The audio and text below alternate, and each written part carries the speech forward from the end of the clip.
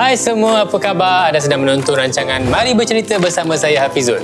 Kain putih di bawah berjalan buat mengibas nyamuk dan agas. Rajin dan tabah dalam bersukan, minda cergas, jasmani cergas. Novel yang kita akan kupas hari ini adalah tentang semangat kesukanan. Anda semua boleh teka novel apa yang saya maksudkan? Ya, novel yang saya maksudkan itu ialah novel Komsas tingkatan 3, Justru Impian Dijaring, nukilan Zaid Akhtar. Mari bersama-sama kita membaca.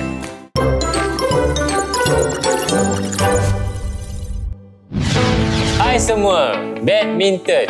Siapa yang tak suka badminton negara ni? Betul tak? Saya sendiri pun memang peminat badminton yang sangat tegar. Okey, novel ini bertemakan perjuangan dalam bidang kesukanan yang menuntut pengorbanan yang besar. Syahir merupakan salah seorang pemain badminton skuad kebangsaan dan juga seorang yang alim hingga digelarkan ustaz. Dalam novel ini, beliau terpaksa melakukan pengorbanan yang besar demi merealisasikan hasratnya untuk bergelar juara dunia dalam sukan badminton. Pada mulanya, ayah Syahir tidak membenarkan Syahir untuk bergiat dalam bidang sukan badminton kerana risau pelajaran anaknya itu akan terganggu. Dia telah mematahkan raket dan menghempas piala kemenangan milik Syahir untuk mengendurkan semangatnya. Namun begitu, Syahir tetap dengan pendiriannya untuk menceburi bidang itu. Kejayaan yang cemerlang dalam PMR telah mengubah persepsi ayahnya. Okey, jadi mari kita bermula dengan cerita kita. Ceritanya dibuka dengan Syahir yang baru sahaja menghabiskan sesi wawancara bersama seorang wartawan yang bernama Azmi. Sejak mengenali Azmi, hubungan mereka menjadi akrab. Selepas temu ramah tu, Syahir segera menyertai rakan-rakan yang lain untuk mendengar taklimat daripada jurulatih Engku Aiman. Dalam taklimatnya, Engku Aiman mengingatkan anak buahnya agar tidak mencampurkan hal peribadi atau publicity semasa latihan. Syahir meminta maaf kepada Engku Aiman atas kelewatannya dalam sesi taklimat itu. Namun Syahir menerima sindiran daripada Engku Aiman dan pemain skuad itu iaitu Syed Amiri. Syahir diberitahu bahawa mereka terpaksa menyertai kejohanan terbuka Johor. Peraturan dan kehendak Persatuan Bulu Tangkis Malaysia PBSM mewajibkan mereka menyertai kejohanan tersebut terlebih dahulu untuk menentukan sama ada mereka layak mewakili negara ke Jakarta atau tidak. Dalam peraturan baru itu, Engku Aiman mengatakan bahawa ranking dunia tidak akan menjamin prestasi semasa. Mengikut ranking rasmi Badan Dunia, Syahir, Bernard dan Kam Heng layak ke Jakarta. Namun perubahan drastik membenarkan negara memilih 4 pemain terbaik sahaja menjadikan peluangnya sama-sama. Para pemain perlu bermain bermati-matian menentang sesama sendiri untuk melayakkan diri dan mendapat tempat dalam kejohanan badminton antarabangsa di Jakarta. Syahir perlu bermain bertentangan dengan Syed Amiri. Pada satu hari, Syahir pergi ke pejabat rakan baiknya, Azmi, di Taman Syamlin Perkasa. Di sana dia didatangi oleh 4 orang gadis dan Ratna, iaitu juara program Akademi Impiana untuk bergambar bersama-sama. Pada awalnya dia menolak, tapi Syahir terpaksa akur apabila diberi alasan untuk bergambar beramai-ramai. Kesan daripada peristiwa itu, Syahir digosipkan bercinta dengan Ratna apabila gambar mereka berdua tersiar di dalam akhbar. Syahir terkejut kerana gambar tersebut telah diedit oleh seseorang dan dimasukkan ke dalam akhbar. Selepas itu, Engku Aiman sering mengkritik cara permainannya dengan kata-kata yang menyakitkan hatinya. Rakan-rakannya juga menyadari sikap Engku Aiman terhadap Syahir. Engku Aiman sengaja memalukan dan melemahkan dirinya di hadapan Dr. Ashraf, pengurus pasukan negara. Baca di halaman 85. Beginilah Syahir. Saya tak kisah kamu nak bercinta atau nak cari publicity. Tapi kamu masih muda, ada potensi besar untuk pergi jauh. Cuma nak pesan, jangan sebab terlalu asyik dengan cinta, kerjaya kamu terabai. Dr. Ashraf dengan panjang lebar menasihati. Perjalanan Syahir untuk mewakili negara ke Jakarta semakin rumit. Syahir pulang ke rumah amaknya di Bangi untuk meluangkan masa bersama keluarga sebelum dia berangkat ke Johor Bahru. Tetapi pada suatu malam, Syahir mendapati ibunya terlantar di atas katil dalam keadaan bertelekung. Tubuh ibunya panas, tapi ibunya turut merestui pemergiannya. Dengan berat hati, Syahir pun pergi ke kejohanan terbuka Johor. Namun, Syahir telah ditewaskan oleh Syed Amiri menyebabkan harapannya untuk menyertai kejohanan dunia di Jakarta tidak kesampaian. Semua pemain utama skuad kebangsaan layak ke Jakarta kecuali Syahir. Boleh anda bayangkan betapa kecewanya beliau. Cuba kalau diri anda telah korban segala-galanya, emak anda berada dalam keadaan sakit dan impian anda tidak kesampaian. Sedih. Haji Mazuki berharap Syahir tidak patah semangat kerana kekalahan tersebut dan meminta Syahir bercuti untuk menenangkan fikiran. Untuk relax sikit lah. Tiba-tiba satu hari, Syahir menerima panggilan Haji Mazuki yang memberitahu rakannya Kuan Lipah terlibat dalam kemalangan. Impiannya hidup kembali. Tetapi satu lagi cabaran melanda dirinya. Emaknya menghidap stroke. Apa yang perlu Syahir lakukan? Pergi ke Jakarta atau tinggal bersama ibunya? Apa yang akan anda lakukan jika ini berlaku kepada anda? Syahir tabah melangkahkan kakinya ke Jakarta bagi memikul harapan jurulatih dan negara. Kesedihannya itu dapat dilihat di halaman 129. Mak, Syah pergi untuk negara. Kalimat saya tersangkut untuk harumkan nama negara dan juga nama agama. Mata mak terkelip-kelip perlahan memandang saya. Bibirnya tergerak-gerak. Ketara dia berusaha untuk berkata-kata. Mesti berat hati Syahir.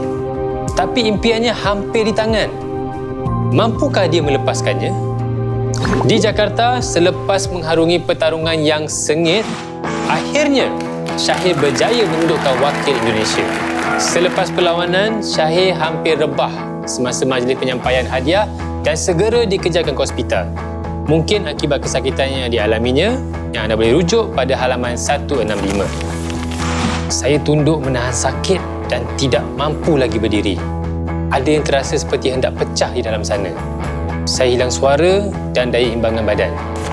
Syahir telah disahkan mengidap appendicitis atau radang appendix dan telah dibedah di Jakarta sebelum dibawa pulang ke Malaysia.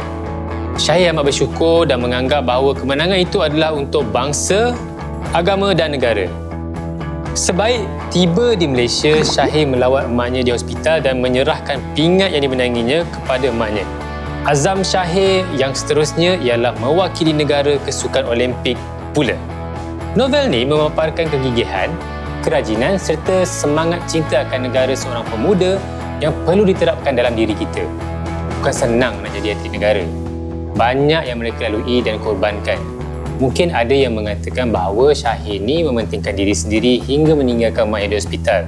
Kadang-kala dalam kehidupan ni kita perlu mengambil jalan yang penuh dengan pengorbanan.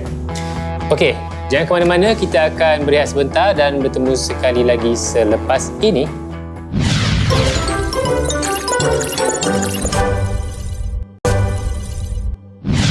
Bertemu kembali kita dalam rancangan Mari Bercerita bersama saya Hafizul dan sekarang kita beralih ke segmen menguji minda. Kita semua sedia maklum bahawa pembacaan novel membolehkan kita menguasai sesuatu bahasa, tapi pembacaan juga meningkatkan kemahiran kita dalam membina ayat. Saya akan memberikan beberapa perkataan dan kamu perlu nyatakan maksud perkataan-perkataan yang diambil dari novel ini. Boleh kan? Okey, jom kita mula. Perkataan yang pertama, terkesima. Korang boleh jumpa dekat muka 57. Maksud dia, cengang, belakang. Contoh ayat dia adalah, penonton-penonton pada malam itu terkesima apabila menyaksikan persembahan kumpulan search yang hebat itu. Perkataan seterusnya, protes. Yang anda boleh jumpa di muka surat 25. Maksudnya, membantah, menentang, tak setuju. Contoh ayat, antara 5,000 hingga 10,000 orang telah menghadiri protes itu. Perkataan seterusnya, kerudung. Jarang guna ni perkataan ni. Maksud dia, tudung. Contoh ayat, ibu duduk di depan kamera sambil membetulkan belitan kerudungnya. Macam itulah selalunya dia orang buat kan? Perkataan seterusnya, melilau pada muka surat 7. Maksud dia, pergi ke Madrata merayau melilau lah. Itu cerita tentang melilau. Contoh ayat dia akan jadi macam ni. Makcik Milah melilau mencari si hitam di sekeliling rumahnya. Macam tu, dia melilau. Perkataan seterusnya, kecundang. Membawa maksud, gagal, tewas, kalah. Contoh ayat, pasukan bola sepak Manchester United kecewa kerana telah kecundang dalam pusingan terakhir itu. Perkataan yang seterusnya, berdenting. Bunyi ting. Itu dia berdenting. Hujan batu berdenting-denting menampar tingkap rumah saya. Perkataan seterusnya, kamar. Anda semua boleh jumpa perkataan ini di muka surat 30 yang bermaksud bilik ataupun ruang. Sebanyak 30 kamar disediakan di Istana Baharu itu untuk kegunaan kerabat diraja. Okey, perkataan ni pun saya jarang gunakan selama ni. Ianya adalah unggis. Membawa maksud menggigit sedikit-sedikit. Mengunggis. Contoh ayatnya. Tikus itu mengunggis kek yang ditinggalkan di atas meja. Seterusnya, bersipongang. Membawa maksud bergaung atau bergema. Contoh ayat, bunyi tembakan tadi bersipongang di setiap penjuru dusun itu. Dan perkataan yang terakhir, bobrok, yang membawa maksud rosak ataupun binasa. Contoh ayat, akhlak remaja yang bobrok akan membelenggu kemajuan negara pada masa depan kerana remaja pemimpin kelab. Baiklah, saya berharap anda semua dapat mempelajari kosakata baharu dan maksudnya. Anda boleh menggunakan kosakata tersebut dalam penulisan karangan dan juga bina ayat. Jumpa sebentar lagi. Jangan ke mana-mana.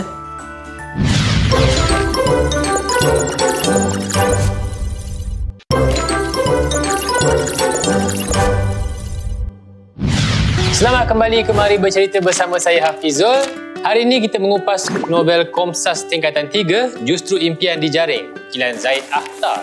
Baiklah, sekarang kita akan selami watak dan perwatakan novel ni.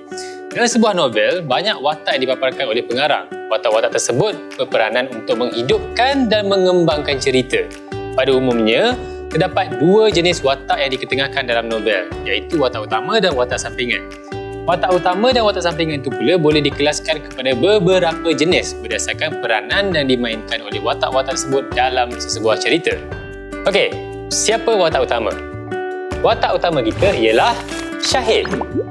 Jadi kita tuliskan Syahir. Antara perwatakan Syahir yang amat saya kagumi ialah dia merupakan seorang yang penyabar. Penyabar orangnya. Di samping itu, dia merupakan seorang yang penyayang dan pandai menjaga hati ibu. Penyayang. Dalam novel ini, sifat penyayang Syahir jelas terbukti apabila dia pulang ke Bandar Baru Bangis semata-mata untuk menjenguk emaknya walaupun tempat kediamannya terletak agak jauh. Syahir juga melawat emaknya yang mengidap penyakit strok di hospital sebelum dia berangkat ke Jakarta. Tengok halaman 12. Meskipun agak kenyang, tapi demi menjaga hati emak yang bersungguh-sungguh memasak sepotong ikan patin yang dimasak lemak cili api, saya ratah. Syahir juga merupakan seorang anak yang taat akan pesanan. Taat. Sebagai tamsilan, Syahir sentiasa ingat akan pesanan arwah ayahnya yang mengharapkan agar Syahir mengharumkan nama negara. Peringatan itu sering diulang oleh emak yang setia menjadi penyambung lidah abah. Tidak pernah saya gaflah akan wasiat arwah abah yang satu ni.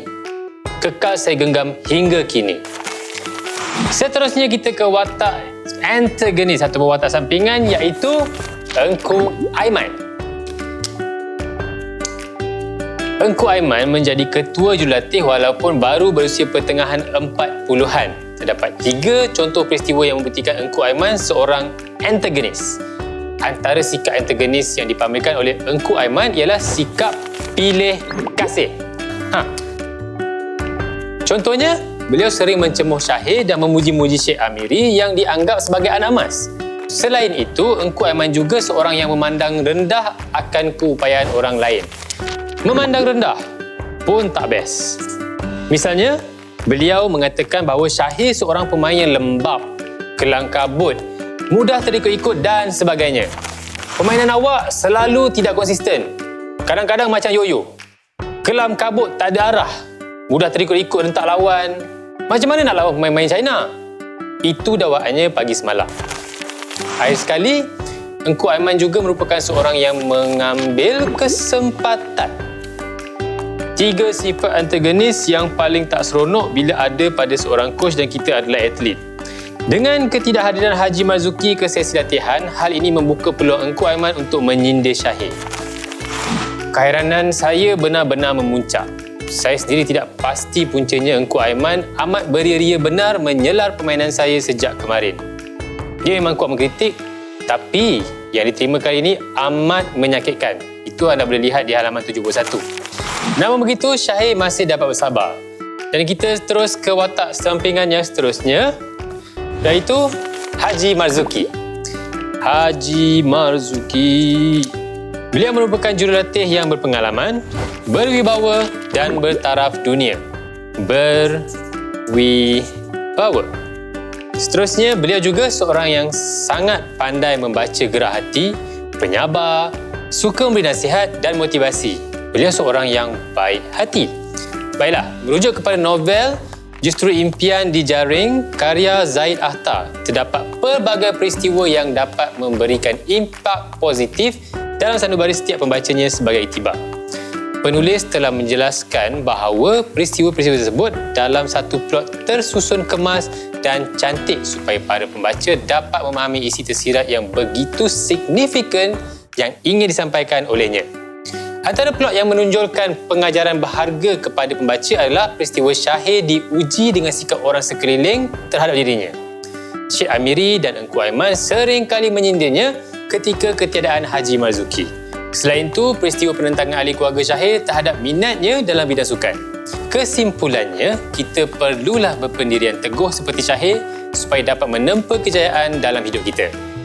Baiklah, apa kata kita kaji dengan lebih mendalam novel ini dan cari pengajaran dan nilai yang boleh dipelajari. Sekarang tiba masa untuk segmen soalan misteri. Dan dalam bekas ni mengandungi soalan-soalan mengenai cerita ni. Mari kita jawab satu persatu bersama-sama. Jadi, soalannya pertama, kita akan pilih nyatakan dua konflik yang dihadapi oleh watak utama. Cadangan jawapannya adalah konflik pertama yang dihadapi oleh watak utama Syahir ialah konflik dengan ayahnya.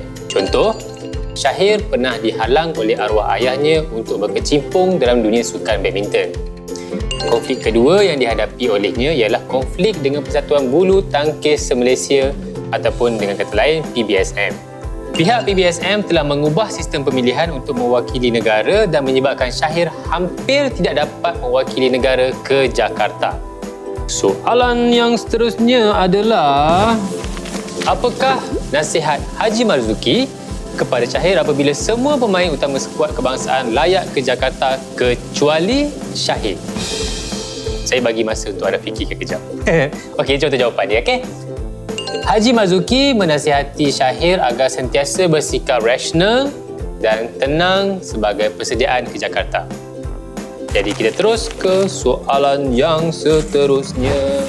Pada pendapat anda, apakah tindakan yang boleh diambil sekiranya seseorang itu menerima layanan yang buruk akibat pilih kasih? Ini pendapat saya, okey? Sekiranya seorang itu menerima layanan buruk akibat pilih kasih ialah berdepan dengan pihak tersebut untuk meluahkan rasa tidak puas hati tersebut. Selain itu, dia juga boleh berbuat aduan kepada pihak yang lebih berkuasa tentang hal yang demikian. Kita ke soalan yang seterusnya. Soalannya berbunyi, pengajaran dalam sebuah novel menjadi teladan kepada pembaca. Nyatakan satu pengajaran yang terdapat dalam novel ini. Jawapannya adalah, kita mestilah tabah menghadapi pelbagai cabaran dan juga dugaan dalam kehidupan. Contohnya, Syahir tetap tabah menghadapi sindiran daripada Engku Aiman dan Syed Amiri. Soalan yang terakhir, kita pilih. Nyatakan dua persoalan yang terdapat dalam novel ini. Kita ke persoalan yang pertama, berkaitan dengan dunia permainan badminton. Contohnya, Syahir dan teman-temannya banyak menghabiskan masa di tempat latihan untuk mempersiapkan diri bagi menyertai terbuka Johor dan kejohanan badminton antarabangsa. Mereka berlatih bersungguh-sungguh untuk menyerjaya dalam kejohanan yang disertai. Persoalan seterusnya adalah perasaan hormat terhadap orang yang lebih berpengalaman. Contohnya, Syahir amat menghormati jurulatihnya Haji Marzuki. Haji Marzuki menegur kelemahan Syahir yang banyak bermain mengikut mood, lalu memintanya mengawal emosi ketika berada dalam gelanggang. Syahir menerima teguran dan motivasi daripada Haji Marzuki kerana dia amat menghormati pengalaman yang dimiliki oleh jurulatih itu. Jadi bagaimana? Adakah soalan-soalan tersebut dapat membuka minda anda? Saya harap anda dapat menjawab ke semua soalan saya tujukan sebentar tadi. Masa berlalu dengan begitu pantas dan kini kita sudah pun selesai mengupas novel kita pada hari ini. Saya berharap anda semua memahami cerita dan memanfaatkannya dalam pelajaran dan kehidupan seharian anda. Pelibatan dalam sukan negara menjadi pemangkin perpaduan serta meningkatkan imej negara di arena antarabangsa. Di mana jua kita pergi, biarlah kita harumkan nama negara. Sehingga berjumpa lagi, majulah sukan untuk negara.